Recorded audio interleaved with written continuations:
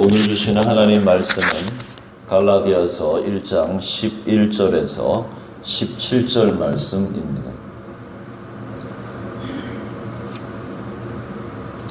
갈라디아서 1장 11절에서 17절 말씀 한 절씩 교독하겠습니다. 형제들아, 내가 너희에게 알게 하노니 내가 전한 복음은 사람의 뜻을 따라 된 것이 아니니라. 이는 내가 사람에게서 받은 것도 아니요 배운 것도 아니요 오직 예수 그리스도의 계시로 말미암은 것이라.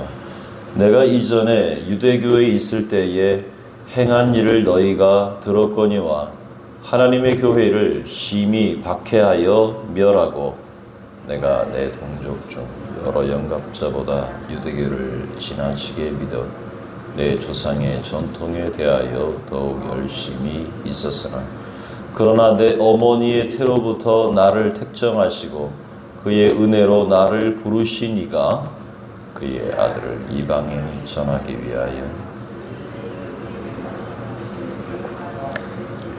내가 곧 혈육과 의논하지 아니하고. 함께 하겠습니다. 또 나보다 먼저 사도된 자들을 만나려고 예루살렘으로 가지 아니하고 아라비아로 갔다가 다시 다메섹으로 돌아갔노라. 아멘. 사도 바울은 앞서 1장의 서론을 통해서 복음이 무엇인지, 그리고 그 복음의 목적이 무엇인지를 밝혔습니다. 이후에 1장 6절에서 10절을 통해서는 그리스도의 복음 외에 다른 복음을 전하는 사람들, 그런 자는 저주를 받을지어다 라고 힘주어 말했습니다. 그리고 읽은 오늘 11절부터 17절에는 바울 자신이 어떻게 사도가 되었는지를 소개합니다. 그래서 오늘 11절 말씀에 보면 형제들아, 내가 너희에게 알게 하노니 내가 전한 복음은 사람의 뜻을 따라 된 것이 아니니라. 여기 사람의 뜻을 따라 된 것이라고 하는 말은 사람의 뜻이란 무엇일까? 원어로 직역을 하면 나에 의해서 전해진 복음이 사람의 관점에 의해서 된 것이 아니다라는 말입니다. 사람의 뜻이라는 말은 사람의 어떤 관점에서 나온 것이 아니다라는 말입니다. 사람의 관점이라는 것은 사람의 생각을 의미하겠죠. 네, 그래서 예를 들어 창세기 11장에 보면 바벨탑을 쌓는 장면에서 그 땅의 백성들이 성읍과 탑을 건설해서 그 탑 꼭대기를 하늘에 닿게 하자, 우리의 이름을 내고 흩어짐을 면하자 라고 했을 때 그 관점이 뭐냐면 바로 사람의 관점이라는 것이죠. 왜 하나님께서 그 시대 사람들에게 노하셨습니까? 의도가 순수했을지는 모르겠지만 사람들의 관점으로 그 일을 진행했다는 것이죠. 하나님의 관점이 아니라 사람의 관점이었습니다. 결국 어떻게 됐습니까? 하나님께서 그들을 온 지면에 흩어버리셨습니다. 인간의 관점에서 출발한 것은 복음이 아닙니다. 사람의 관점일 뿐 하나님께로부터 온 복음은 아니죠. 그래서 바울은 자신이 전한 복음을 잘 아는 어떤 사람들로부터 전수받은 것이 아니라고 강조합니다. 오히려 예수 그리스도의 계시를 통해서 받았다고 말합니다. 인간의 언어가 아니라 하늘의 언어를 통해서 받았다는 것이죠. 12절에 보면은 이는 내가 사람에게서 받은 것도 아니요 배운 것도 아니요 오직 예수 그리스도의 계시로 말미암은 것이라 라고 말합니다. 오직 예수 그리스도의 계시로 받은 것이다 라고 강조하죠. 계시라는 말은 뭐라 그랬습니까? 열어주는 거예요. 베일을 벗겨주는 것을 계시라 그럽니다. 베일을 벗겨서 감추어진 것이 드러나게 하는 것이 계시인데 예수 그리스도의 계시라고 말합니다. 예수 그리스도의 계시를 통해 복음을 받았고 또 배웠다는 겁니다. 여기서 받았다 또 가르침을 받다라고 하는 것은 바울이 그 예수 그리스도를 통해서 순간적으로 순식간에 이 복음을 받았고 또한 계시를 통해서 순간순간 진리를 배웠다는 말이 됩니다. 다시 말해서 예수님께서 직접 가르쳐 주신 복음이라는 거죠. 소위 이것을 뭐라 그러냐면 직통으로 받았다. 직통 계시다라고 이 얘기를 하곤 합니다. 이것이 바울이 전한 복음의 출처는 땅에서 온 것이 아니고 인간의 지혜나 인간의 산물이 아니라 누구에게 받았다는 겁니까? 예수 그리스도께 직접 받은 복음이라고 하는 것이죠. 자, 그렇다면 바울은 언제 그 계시를 받은 것일까? 바울은 자신의 과거를 회상하고 있습니다.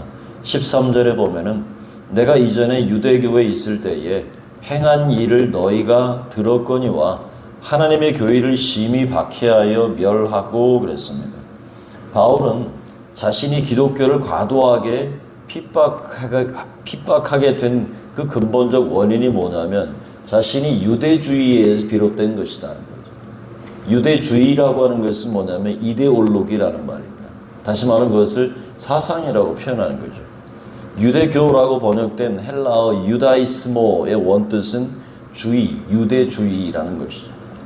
유대주의는 하나님의 관점이 아니라 사람의 관점에서 출발한 것입니다. 왜냐하면 이스라엘 백성들이 자신들이 원하는 방식으로 하나님의 율법을 해석해서 자신들의 적용했기 때문에 그렇죠. 반면에 하나님의 교회는 그 근원이 하나님의 공동체라고 하는 것이죠. 바울이 과도하게 하나님의 교회를 핍박한 근본 원인이 뭐냐면 바로 사람의 관점인 사상, 다시 말해서 그 이데올로기에 빠졌기 때문이라고 밝히는 겁니다. 바울은 젊은 시절에 자신이 신봉하는 유대주의가 단순히 사상에 불과하다는 것을 전혀 알지 못했다는 겁니다.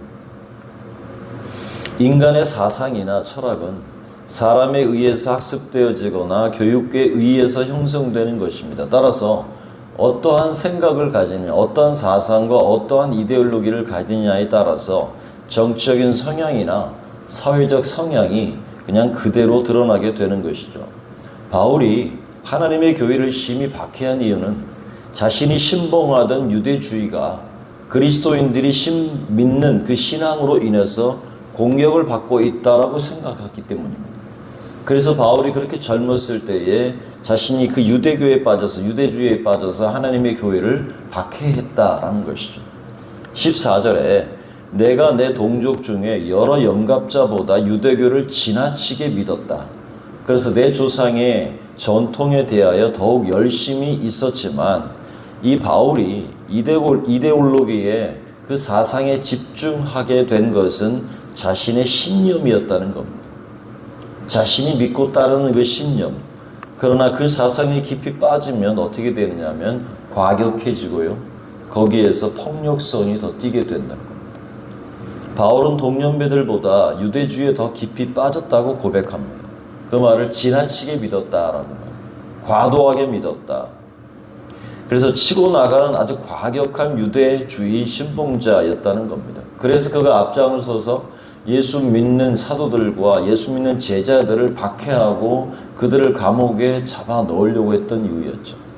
그뿐 아니라 조상의 전통에 대해서도 열심히 있는 사람이었습니다. 랍비들의 가르침이나 전에 내려오는 율법 해석에 몰두했다는 것이죠. 하지만 바울은 예수 그리스도를 만난 후에는 이전에 자신이 중요하게 생각했던 것을 뭘로 여겼다는 겁니까? 나중에는 배설물로 여겼다. 똥으로 여겼다는 겁니다. 만약에 예수 그리스도를 만나지 못했다면 어떻게 되었을까요? 그는 여전히 유대주의의 전통에 빠져서 헤어나오지 못했을 것이라는 겁니다. 그러나 그에게 누가 찾아오셨습니까? 바로 예수님이 그에게 찾아오셨습니다. 바울은 전통보다 중요한 것이 있음을 강조합니다. 세상의 문화를 선도하고 인간의 삶에 영향을 미치는 전통보다 중요한 게 뭐냐? 그것은 바로 하나님의 택하심 그리고 하나님의 부르심이라는 겁니다. 여러분, 전통이라고 하는 것은 마치 족쇄와 같고 올무와 같은 겁니다. 그래서 한 번 잡히면 빠져나오기가 어렵고 인간의 모든 삶의 영역에 깊이 침투해서 인간의 삶의 방향을 결정짓게 됩니다. 그렇기 때문에 우리는 전통에서 벗어나서 새로운 하나님의 관점, 다시 말해서 우리가 알고 믿고 따르고 왔던 그러한 과거의 전통에서 벗어나서 우리는 하나님의 새로운 나라의 관점으로 옮겨져야만 하는 것이죠. 그래서 우리가 세상의 옛 사람을 벗어버리고 새 사람을 입으라는 표현이 그런 것입니다. 바울이 유대교의 전통에서 빠져나오게 된 것이죠. 그렇다면 그가 어떻게 이 유대주의 전통에서 빠져나올 수가 있었을까? 그것은 15절입니다. 그러나 내 어머니의 태로부터 나를 택정하시고 그의 은혜로 나를 부르셨다는 겁니다. 어머니의 태로부터 나를 선택하셨다는 겁니다.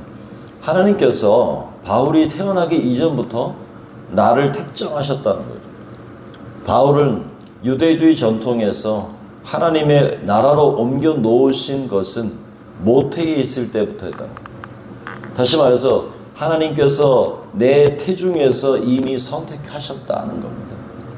이와 같이 우리가 태어나기 전에 하나님께서는 이미 우리를 하나님의 자녀로 구별하여 놓으셨기 때문에 가능한 일이었다라고 바울은 말씀하고 있는 거죠. 두 번째는 그의 은혜를 통하여 그랬습니다. 그의 은혜를 통하여 바울을 하나님의 일꾼으로 부르셨다는 겁니다. 이처럼 예수 그리스도의 은혜를 통하지 않고서는 사도 바울의 그 사도적 삶을 살 수 없었다는 겁니다.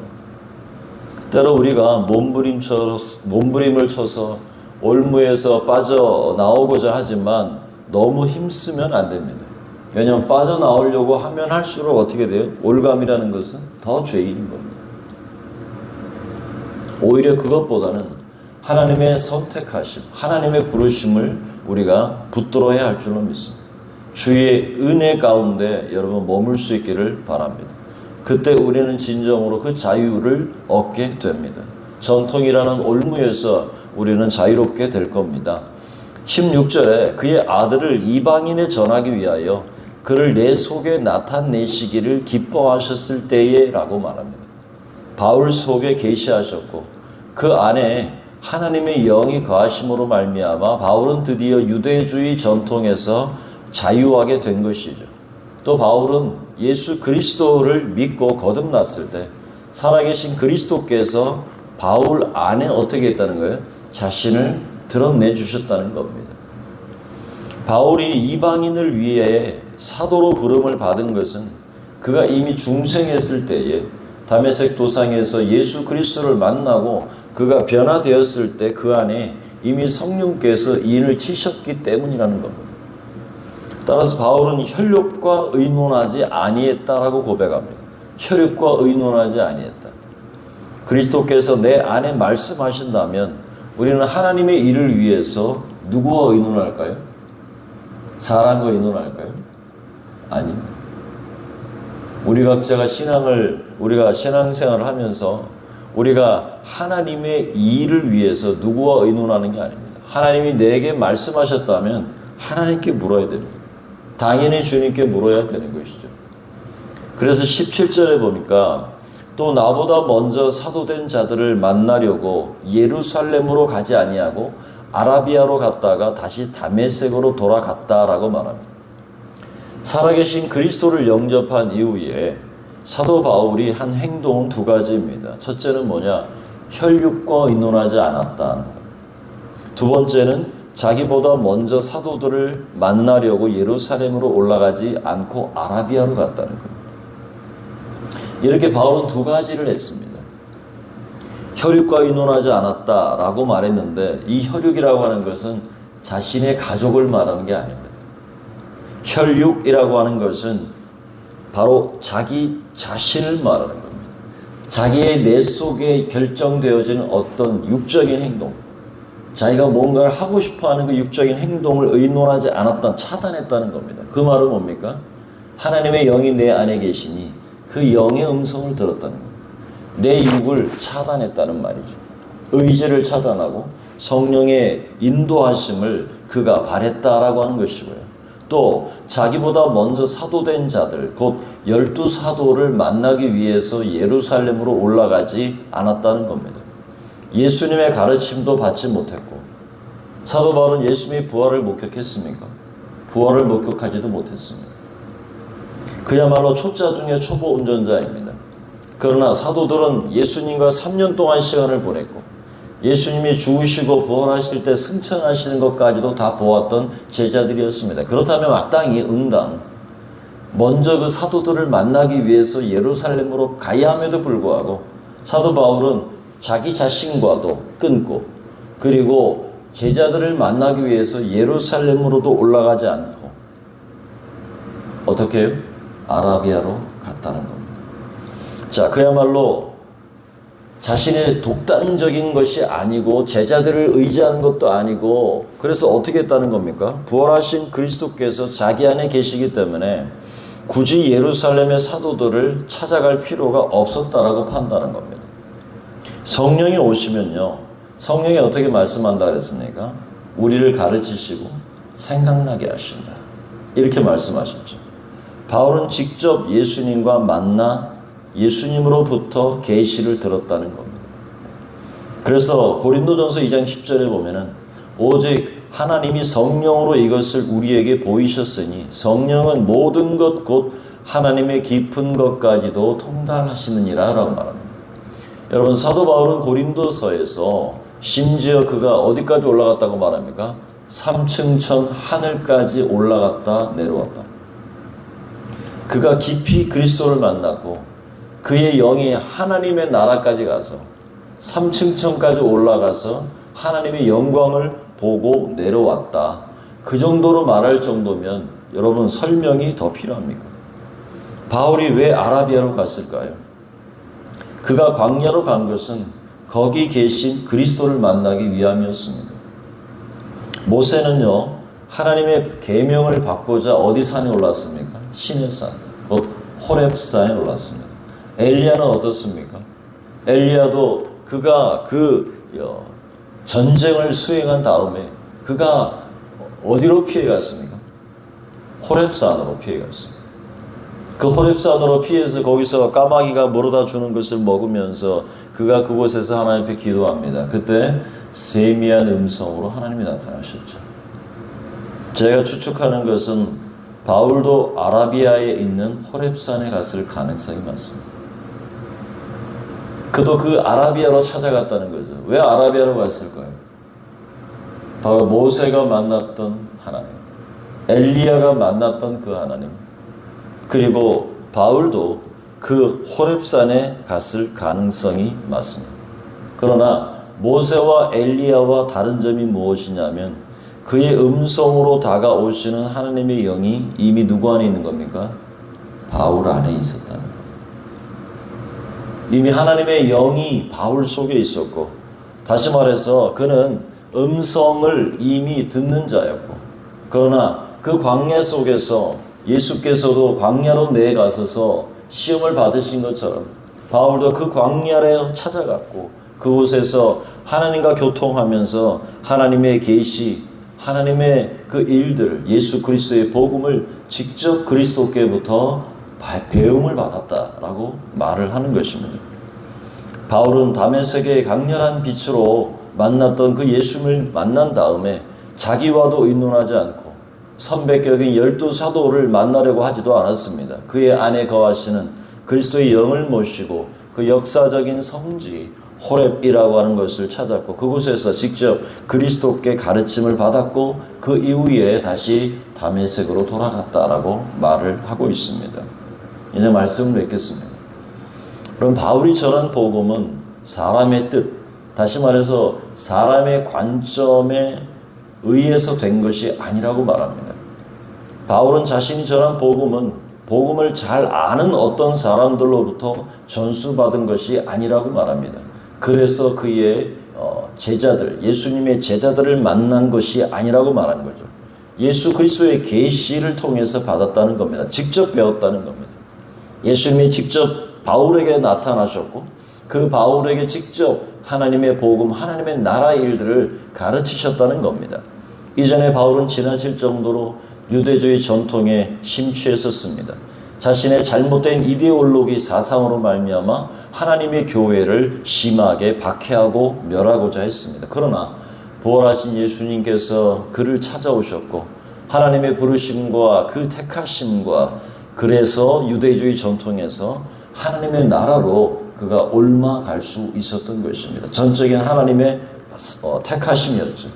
그래서 모태로부터 택함을 받았고 은혜로 부르심을 받았기 때문에 가능한 일이었습니다. 그가 다메섹에서 중생했을 때에 그리스도의 영이 그 안에 거하셨습니다. 성령이 그를 인치셨고 바울은 그 성령의 인치심으로 말미암아 이방인을 위한 사도로 부름을 받았다는 것을 확신했습니다. 바울은 자신과 의논할 필요가 없었고 다른 사도들을 만나고자 예루살렘에 가지 않고 아라비아로 갔습니다. 그곳은 성지였습니다. 모세와 엘리야가 하나님을 만나고 음성을 들었던 곳입니다. 바울은 그곳에서 자신에게 말씀하시는 성령을 통해 예수님을 만날 수 있었습니다. 그래서 바울이 받은 복음이라는 것은 바로 그런 복음입니다. 깊고 오묘하고 그러나 확실하고 명확한 복음을 바울은 성령을 통해서 터득했던 것입니다. 오늘 우리의 위치도 이와 같습니다. 우리는 옛 습관, 그것에 붙잡혀 새 속에 물들었던 사람들이었습니다. 하지만 우리도 하나님의 택하심과 부르심을 받고 그 은혜로 죄 사함을 받았습니다. 우리는 믿고 거듭난 순간, 중생하는 순간 바울에게 임한 성령께서 또한 우리 안에, 우리의 영 안에 거하시는 것입니다. 바라기는 이제 우리가 이 땅을 살아가는 동안에 기록된 성경 말씀 안에서 성령과 의논하고 성령의 가르치심을 받고 바울이 성령의 음성을 들었던 것처럼 그 부르심에 합당한 그 삶을 우리도 살아낼 수 있고 그렇게 살아가는 오늘 하루가 될 수 있기를 주의 이름으로 축복합니다. 아멘. 기도하겠습니다. 존귀하신 하나님 아버지 감사합니다. 우리가 복음의 진리를 굳게 붙들게 하여 주옵소서. 세상의 세속적 가치에 흔들리지 않도록 우리를 붙잡아 주시고 성령의 음성을 듣고 주의 뜻을 따라 말씀 안에서 주님의 명령을 쫓는 주의 백성들 되도록 은혜 더하여 주시옵소서. 참된 복음을 안고 이 복음과 세상의 것들을 타협하지 않게 하시고 하나님 말씀의 진리 안에 서서 하나님의 성령의 인도하심 속에 주의 뜻을 따르며 주의 뜻을 우리가 밝혀내며 또 주의 음성을 듣고 살아가는 우리의 삶이 될 수 있도록 인도하여 주시옵소서. 오늘도 새벽에 일찍 문을 나서는 성도들의 삶을 붙드시고 운전대를 붙잡아 주시옵시고 강건케 하시며 주님이 우리의 직장과 우리의 일터 가운데 방문하셔서 형통한 은혜를 주시고 우리 자녀들에게 믿음과 지혜로 함께하여 주시옵시며 우리 연약한 성도들 주님 찾아가셔서 주의 십자가의 보혈의 그 능력으로 예수 그리스도의 그 권세로 하나님께서 치유하는 광선을 발하여 주셔서 하나님 온전히 치유되고 회복되고 온전케 되는 역사가 나타나게 하여 주시옵소서. 암덩어리가 떨어지게 하시고 병약한 모든 것들이 하나님 끊어지는 역사가 있게 하여 주시옵소서. 하나님 우리가 잠잘 때조차도 하나님의 치유하심이 우리의 몸 안에 나타나게 하시고 성령의 역사가 하나님 우리의 온 생애와 전 삶을 붙들고 이끌어가는 역사를 경험하게 하여 주시옵소서. 오늘도 바울이 하나님 말씀한 것처럼 우리 또한 성경의 말씀을 따라서 성령의 은혜로 주의 안에 승리하는 하루가 될 수 있도록 축복하여 주시옵소서. 예수 그리스도의 이름으로 기도하옵나이다. 아멘.